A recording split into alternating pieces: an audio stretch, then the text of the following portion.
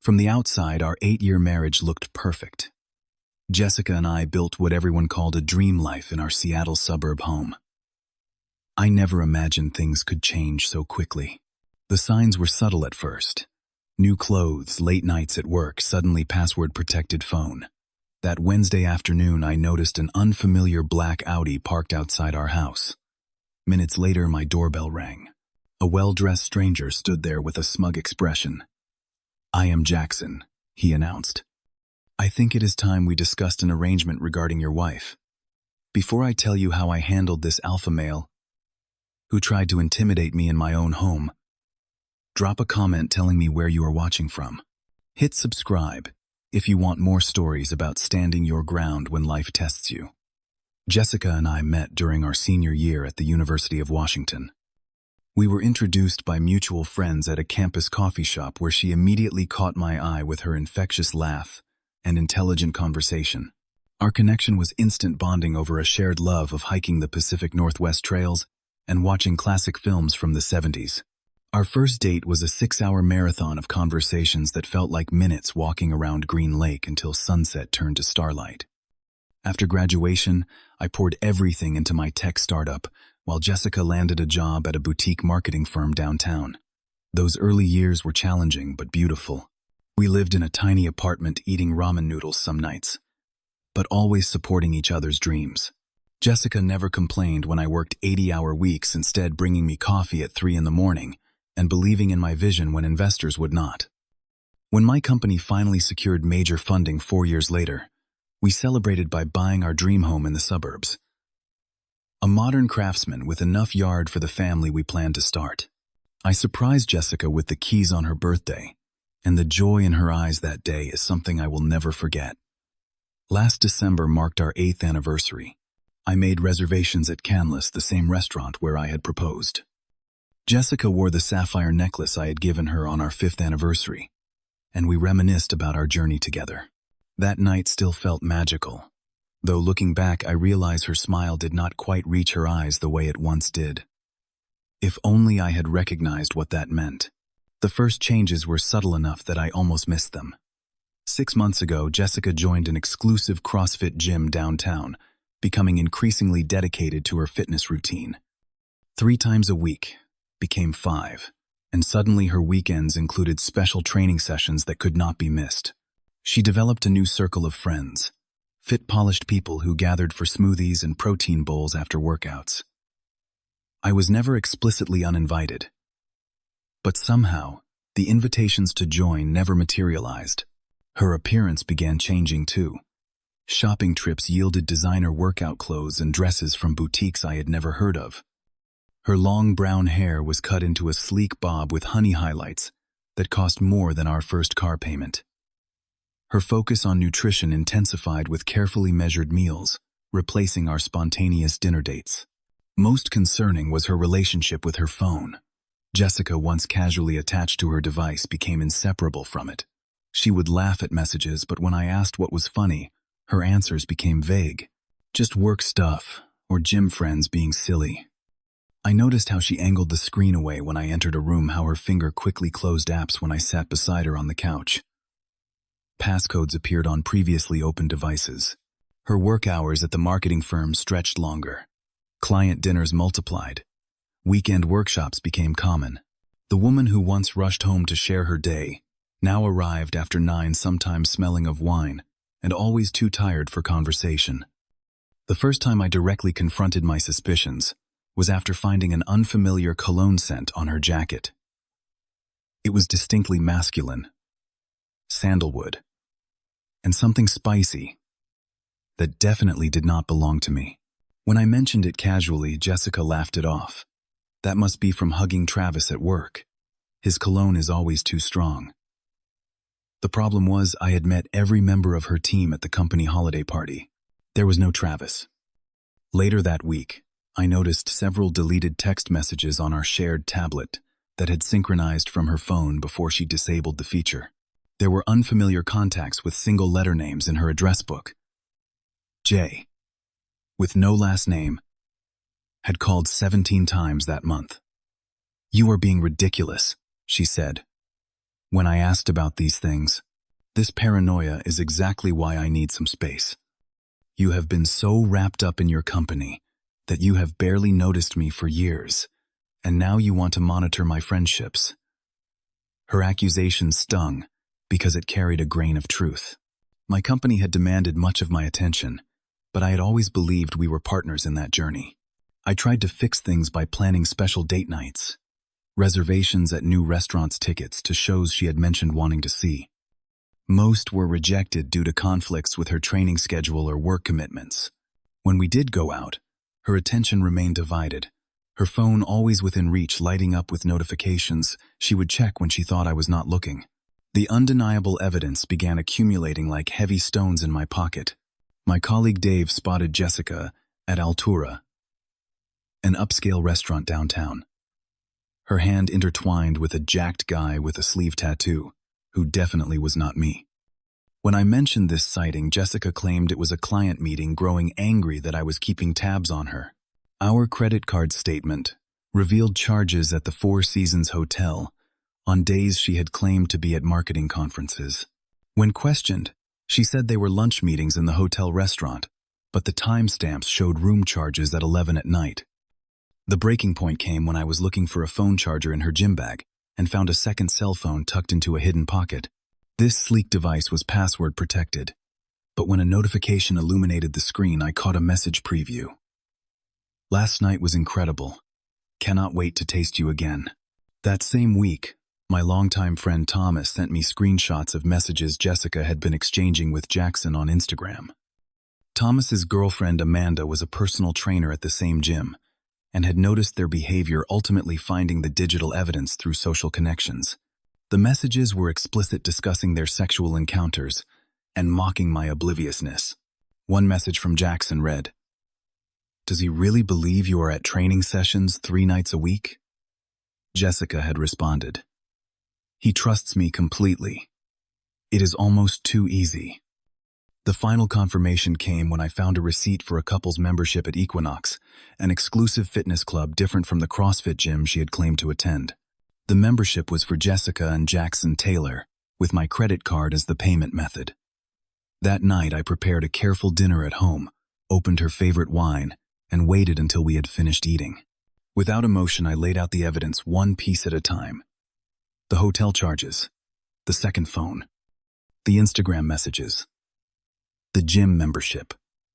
Jessica's reaction evolved in phases. First, blanket denial, then anger at my invasion of her privacy, finally shifting to a defensive justification of her actions. "You have not truly seen me in years, Brendan," she said, tears strategically forming in her eyes. "You built your company while I stood in your shadow. Jackson makes me feel alive, desired, understood in ways you stopped trying to understand years ago." The most shocking moment came when she reached for my hand across the table. "This does not have to end our marriage. Many modern couples have arrangements. Open marriages work when there is honesty. Jackson satisfies certain needs, but you are still my husband, my partner in life."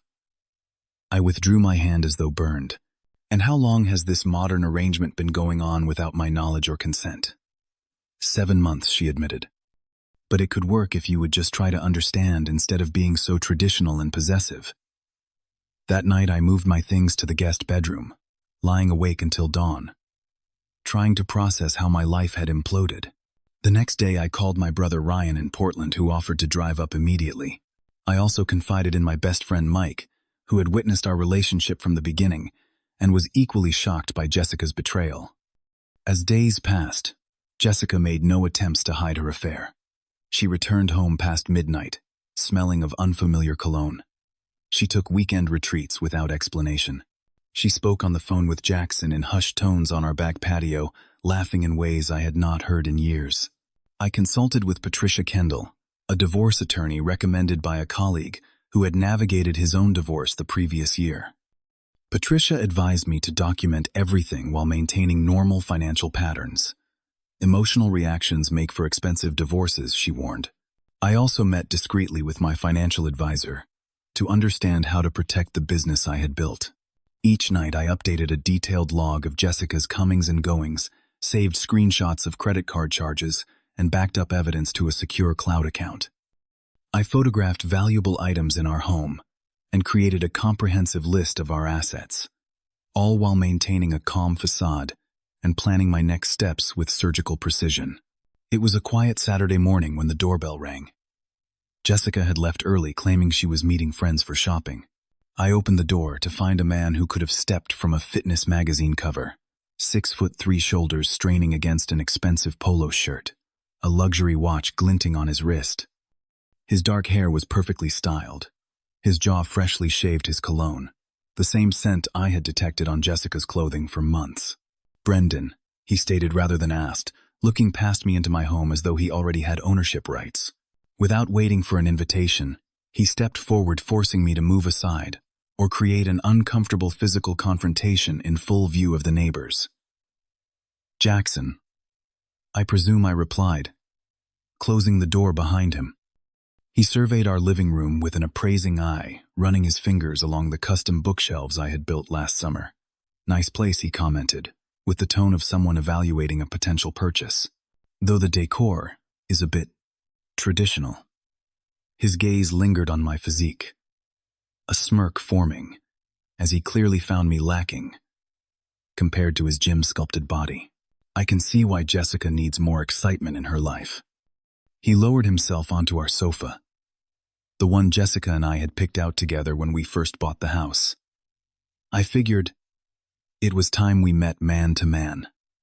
Jessica has been conflicted about how to handle this situation. "What situation would that be?" I asked, remaining standing. He laughed to sound both confident and condescending. "Do not play dumb, Brendan. You know Jessica and I have been seeing each other. She tells me you found out weeks ago." He leaned forward, elbows on his knees. "I am the man fulfilling your wife's needs now, physically, emotionally, in ways she says you never could." I remained silent, allowing him to continue digging his own grave with every arrogant word. "Here is the deal," Jackson continued, gesturing expansively. "I am not the kind of man who breaks up marriages. I actually respect the institution, in theory." His smile suggested otherwise. "What I am proposing is a modern arrangement that benefits everyone." He outlined his proposition as though offering a business deal. Jessica would remain my wife on paper. We would maintain our home and social appearances. I could even have certain weeknight dinners with her and attend required family functions together. Meanwhile, Jackson would take weekends with her, all vacations, and what he called intimate privileges whenever he desired. He would have a key to our house to use when I was working late. In his twisted logic, this arrangement would save me the embarrassment and financial hit of a divorce. "Let's be honest," he said, eyes flicking to the framed photos of Jessica and me on our mantel. "You are not exactly the type to easily find another woman like her. And we both know your tech company would suffer in a messy divorce. Half your assets' alimony payments. It would cripple everything you have built." His confidence grew with each unrebutted point. "Jessica tells me your prenup has an infidelity clause, but those are notoriously difficult to prove in court. By the time lawyers finish with you, your reputation and bank account will be drained." He checked his watch. "The timepiece likely worth more than most people's monthly salary. I have another appointment soon, so let me bottom line this for you. Accept the arrangement, keep some dignity and financial stability, or fight it and lose everything." He smiled, revealing perfect teeth. The choice seems obvious to anyone with basic intelligence. Throughout his monologue, I maintained a calm demeanor that seemed to both confuse and encourage him. My lack of visible anger or distress fed his assumption of weakness. "Would you like a drink?" I asked, moving toward our kitchen. "This conversation feels like it calls for whiskey." Jackson raised an eyebrow, clearly surprised by my hospitality. "Bourbon if you have it." "Neat." I poured 2 glasses of the Blanton's single barrel I had been saving for a special occasion. This certainly qualified, though not in the way I had imagined when purchasing it. While preparing the drinks, I activated the recording app on my phone, sitting on the counter, its microphone, capable of capturing clear audio throughout our open-concept living space. I returned, handed him his glass, and took a seat in the armchair opposite him. "You have certainly thought this through," I said after taking a measured sip. But there are some facts you might want to consider before we finalize this arrangement of yours. Jackson's expression showed the first hint of uncertainty. First, I met with Patricia Kendall last week. She is the top divorce attorney in Seattle, specializing in high net worth separations. Perhaps you have heard of her. She handled the Thomas & Tech division last year. His expression confirmed he recognized the name. Second, the private investigator I hired has been documenting your relationship with Jessica for the past 3 weeks. We have quite the collection.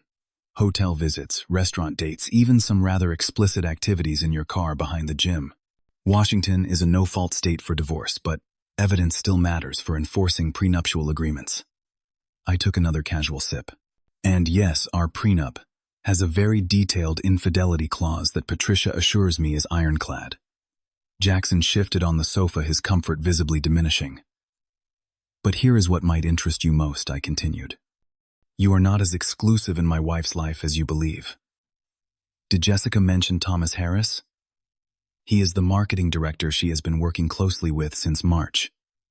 Very closely, according to their text messages. This was a calculated bluff based on Jessica's late nights at the office. But Jackson's widening eyes suggested it had landed. I pressed forward. Most concerning for you, though, might be what I discovered about your professional situation. Your certification as a fitness trainer was revoked last year, after complaints from 3 female clients, yet you continue to present yourself as certified to the gym management. His knuckles whitened around the whiskey glass. This was not a bluff.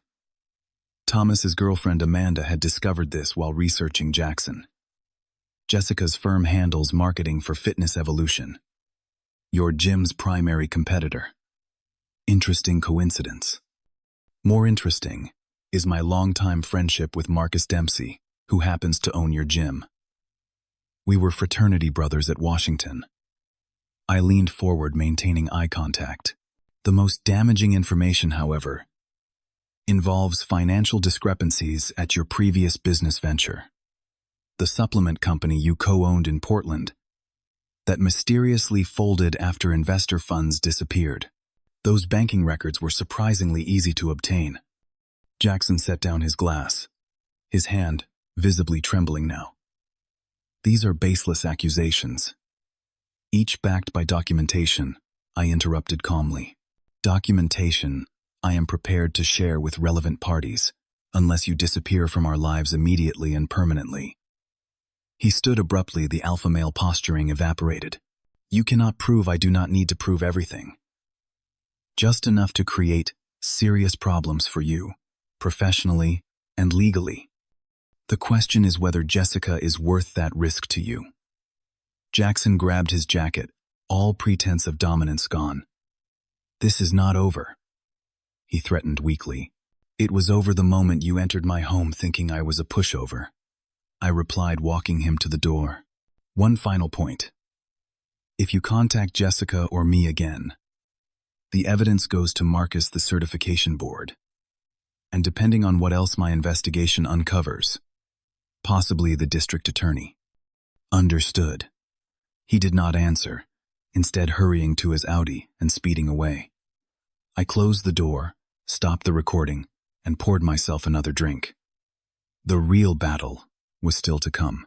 Jackson vanished from the gym the next day, according to Thomas's girlfriend. His social media accounts were suddenly set to private, and his profile disappeared from the gym's website. Jessica tried calling him repeatedly, each call going straight to voicemail. Her text messages showed as delivered but unread. Her confident demeanor crumbled as she realized her lover had abandoned her without explanation. 3 days after Jackson's visit, I sat Jessica down at our dining table. The same table where we had once planned our future together, now the setting for its dismantling. Jackson will not be contacting you again, I stated, placing a folder between us. These are the divorce terms I am prepared to offer. They are fair, but non-negotiable. Jessica alternated between tears, anger, and desperate negotiation as I outlined the dissolution of our marriage. The prenuptial agreement would be enforced. She could keep her personal possessions and a reasonable settlement that would allow her to restart her life comfortably, but not luxuriously. The house would be sold. My business interests would remain protected, and all joint accounts would be divided according to contribution. "What did you say to him?" she demanded. "What did you do?" "I simply showed him who I really am," I answered. "Something you forgot somewhere along the way." The truth began to dawn in her eyes, that her perception of me as a predictable passive husband had been her fundamental miscalculation. The man who had built a successful technology company from nothing had never been weak, just trusting. "Your reputation at your firm might survive this," I added, "unless you contest the divorce terms. In that case, Marcus Dempsey at Evergreen Fitness will receive evidence of your firm's conflict of interest with their competitor. Your choice." The fight drained from her posture as she realized the carefully constructed narrative of her affair had collapsed entirely. "I never meant to hurt you," she whispered, falling back on the classic line of unfaithful spouses throughout history. "Intentions mean nothing," I replied. "Actions are everything." The next morning, I moved into an apartment I had secured the previous week. The space was modern downtown and represented something crucial: a fresh start. Jessica remained in our house temporarily while preparations for its sale began. The first weeks alone were the hardest. Sleep evaded me despite expensive blackout curtains and a top-rated mattress. Work provided distraction during days, but nights stretched endlessly. I would stare at the ceiling, replaying 8 years of memories, searching for clues I had missed, warning signs I had ignored. Support emerged from unexpected places. My colleagues rallied around me with invitations to dinners and weekend activities. Neighbors from our street called to express support after Jessica shared a heavily edited version of our separation. Most surprisingly, Jessica's sister, Allison, reached out to apologize for her sister's behavior and to affirm that the failure of our marriage rested squarely on Jessica's choices, not mine. I began seeing Dr. Winters, a therapist specializing in betrayal trauma. Our weekly sessions helped me process the anger and grief that threatened to consume my thoughts. She helped me understand that Jessica's actions reflected her character defects, not my worthiness as a partner. The opposite of love is not hate. Dr. Winters explained during one particularly difficult session, it is indifference. Your goal is to reach a place where Jessica's choices no longer have power over your emotional state. Slowly, I rediscovered parts of myself that had been buried during my marriage. I joined a mountain biking group that explored trails throughout the Cascades each weekend. I reclaimed my woodworking hobby, converting a corner of my apartment into a small workshop where I crafted handmade furniture. Each completed project represented another step in rebuilding my life on my own terms. My friendship with Mike remained a constant source of support, our Thursday night basketball games, providing both physical outlet and male camaraderie that proved crucial to my recovery. Unexpectedly, his sister Julia became another pillar in my healing process. Recently returned from 2 years working abroad, she viewed my situation with fresh eyes, unclouded by history with Jessica. Julia and I began meeting for coffee to discuss books, hiking trails, and eventually more personal topics. Our relationship remained firmly platonic, but her perspective as a woman with her own experience of betrayal offered insights my male friends could not provide. "Trust is like glass," she told me during one of our conversations. "It can be repaired, but you will always see the cracks where it broke." 4 months after moving out, the divorce was finalized with surprising efficiency. Jessica ultimately accepted the terms, rather than risk further damage to her professional reputation. The house sold quickly in Seattle's competitive market, providing closure to that chapter of my life. I channeled my energy into expanding my company, securing 2 major contracts that had previously seemed beyond our reach. My team grew from 12 to 20 employees, necessitating a move to larger offices with views of Elliott Bay. The irony was not lost on me. As my personal life had contracted, my professional life expanded to fill the space. With my divorce settled, I purchased a downtown condominium overlooking the city. The modern space with floor-to-ceiling windows could not have been more different from the craftsman home I had shared with Jessica. This was intentional. Every element, from the minimalist furniture to the abstract artwork represented conscious choices that were solely mine. My social circle expanded through a recreational soccer league, where I met people entirely unconnected to my previous life. Weekend trips exploring hiking trails through Olympic National Park and the San Juan Islands filled my camera with images of natural beauty rather than artificial memories. One Saturday morning, 10 months after discovering Jessica's betrayal, I realized I had gone an entire day without thinking of her once. The observation came without fanfare, just quiet acknowledgement that healing happens in invisible increments, until suddenly the wound is no longer the first thing you notice. Looking back now, I recognize that Jackson's visit, his attempt to dominate and control me, represented a critical turning point. By confronting the person who embodied the betrayal, I reclaimed agency in a situation designed to render me powerless. The path from victim to victor required not public confrontation or emotional outbursts, but strategic action based on self-respect. What seemed like the end of everything became instead a gateway to authentic living. The collapse of my marriage forced me to rebuild my identity separate from my role as husband, to rediscover passions and form connections based on genuine mutual respect rather than convenience or history. The most profound lesson emerged: gradually self-worth must exist independent of relationships. When we outsource our value to another person's perception, we become vulnerable to manipulation and betrayal. True strength comes not from controlling others, but from knowing with unshakable certainty that regardless of what anyone else chooses, you will always choose to honor yourself. I sometimes wonder what would have happened had I accepted Jackson's arrangement out of fear or misplaced loyalty. How many more years would I have sacrificed to a hollow marriage? What opportunities for genuine connection and growth would have been forever lost?